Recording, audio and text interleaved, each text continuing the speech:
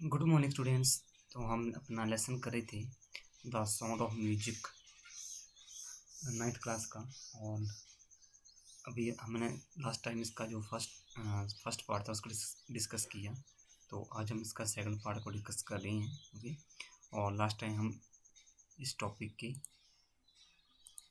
यहाँ तक पहुँच गए थे। तो हम इससे नेक्स्ट लेसन को स्टार्ट करते हैं। तो नेक्स्ट यहाँ पे लिखा है, it is the whole face specially the eyes. She speaks flawlessly with a Scottish lilt. Okay, my speech is clear because I could hear till I was 11. She says what that doesn't explain how she managed to learn French and master basic Japanese. Okay, so सबसे पहले आगे बढ़ने से पहले हम जो tough word है यहाँ पे, जैसे यहाँ पे फ्लॉलेसली है एक वर्ड, इसको हम चेक करते हैं कि इसका मीनिंग क्या होगा। तो इसका मीनिंग लिखा होगा विदाउट अ मिस्टेक और फॉल्ट। ओके, और नेक्स्ट है स्कॉटिश लिल्ट, इसका मीनिंग है a way of speaking. Okay, a way of speaking in Scottish language. Okay, so next जो नरेटर वो ये कहता है, तो जो एब्लियन है वो ये कहती है कि उसे उन लोगों के साथ बात करने में थोड़ी सी दिक्कत होती है जिनकी कि क्या जो वियर्ड होती है, यानी दाढ़ी होती है वो बड़ी होती है, क्योंकि उससे उसको उनकी जो लिप्स मूवमेंट होती है उसका अंदाजा नहीं हो पाता है। ओके, नेक्स्ट है, और साथ में वो ये बताती है कि उनकी जो आइज हैं वो भी पढ़ने के लिए उसको दिक्कत होती है। मीन्स जो आइज एक्सप्रेशन है या आई कांटेक्ट है उसको भी रीडिंग करने में एब्लिन को मुश्किल होती है। ऐसे लोग जिनकी क्या जो वियर्ड है वो बड़ी होती है। ठीक है, तो और नेक्स्ट एब्लिन एक्सप्लेन करती है कि उसकी आवाज़ तो क्लियर है because she could hear till at the age of 11, but this reason does not explain how she could learn French and German. Author trying to appreciate her efforts even after she become deep.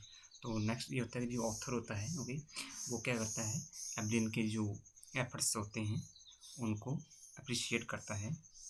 ठीक है, तो अब next देखते हैं कि next paragraph में क्या है। As for music she explain, it pours in through every part of my body. It tingles in the skin, my cheekbones, and even my hairs. When she plays the xylophone, she can sense the sound of passing of the stick into her fingertips. Okay, तो यहाँ पे हम word check करते हैं सबसे पहले। तो सबसे पहले यहाँ पे है as for music. Okay, means music से रिलेटेड को या रिगार्डिंग म्यूजिक। ठीक है, फोर्स इन का मीनिंग होता है एंटर करना या एंटर्स इन। ओके, नेक्स्ट है टिंगल्स, वर्ड आया यहाँ पे टिंगल्स, ये रहा वर्ड हो टिंगल्स। ओके, टिंगल्स का मीनिंग होता है वाइब्रेट और फिंगर टिप्स यानी एंड ऑफ फिंगर्स। ओके, ये तो आपको पता ही होगा फिंगर टिप्स का मीनिंग क्या होता है, यानी एंड ऑफ फिंगर। ओके, सो अब हम देखते हैं। तो नेक्स्ट जो एब्लिन होती है वो कहती है कि जहाँ तक म्यूजिक से संबंध है तो एब्लिन जो म्यूजिक है वो अपनी बॉडी के हर एक पार्ट से फील करती है। It vibrates my body, my cheek bones and also my hair. तो नेक्स्ट वो बोलती है कि ये जो म्यूजिक है ये क्या करता है, वाइब्रेट करता है किसको, उसकी स्किन को, ओके, एंड उसकी चीक बोन्स को, और इवन उसके जो हेयर हैं उनको ये क्या करता है, वाइब्रेट करता है। ओके, और नेक्स्ट वो बोलती है when she plays the xylophone, जब वो जाइलोफोन को प्ले करती है, she can sense the sound passing of the stick to her finger tips. तो तब वो क्या फील करती है कि जो साउंड ऑफ म्यूजिक है तो उसको फील करती है अपनी फिंगर टिप्स पे। ओके, तो नेक्स्ट देखते हैं यहाँ पे, while leaning against the drums she can feel the resonance flowing into her body on a wooden platform. She removes her shoes so that the vibrate pass through her bare feet, okay, and up her legs. So इस पैसे को हम देखते हैं। तो यहाँ पे सबसे पहले जो वर्ड मीनिंग, जैसे लीनिंग अगेंस्ट, इसको हम चेक कर लेते हैं। लीनिंग अगेंस्ट का मीनिंग होता है रेस्टिंग, ओके, या टेकिंग सपोर्ट, किसी चीज़ का सहारा लेना।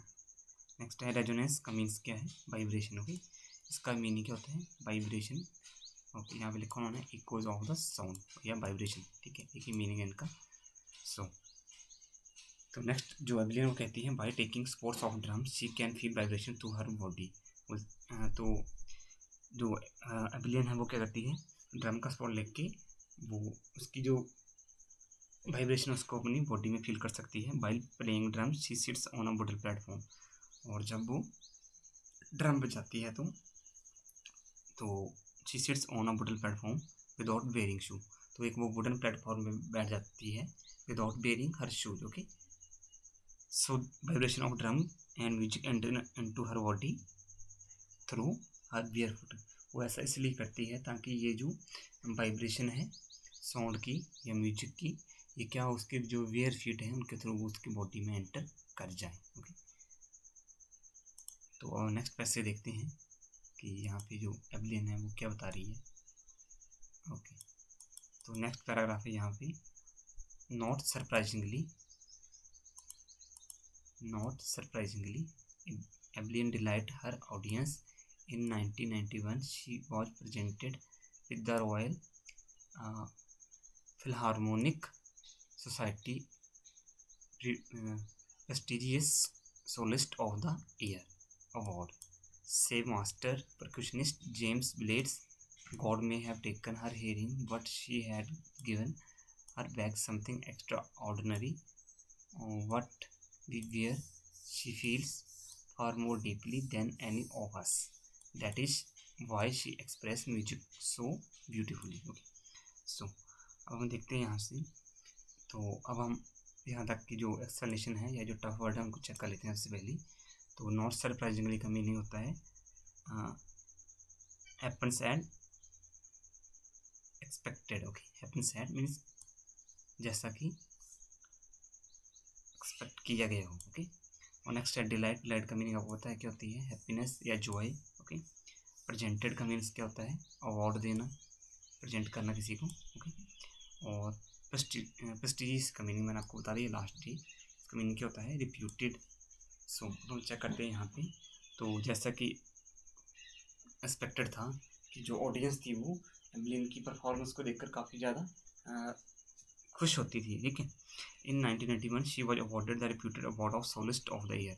तो 1991 में तो जो एबिलियन थी उसको एक अवार्ड दिया गया था, वो था reputed soloist of the year. Okay, और this was awarded by Royal Philharmonic Society, और ये जो अवार्ड था वो सोसाइटी द्वारा दिया गया था, रॉयल फिलहारमोनिक सोसाइटी। ओके, तो ये इसको एक अवार्ड दिया गया था 1991 में, soloist of the year by the Royal Philharmonic Society. Okay, so तो आज के लिए इतना काफ़ी है, बाकी हम नेक्स्ट टाइम करते हैं।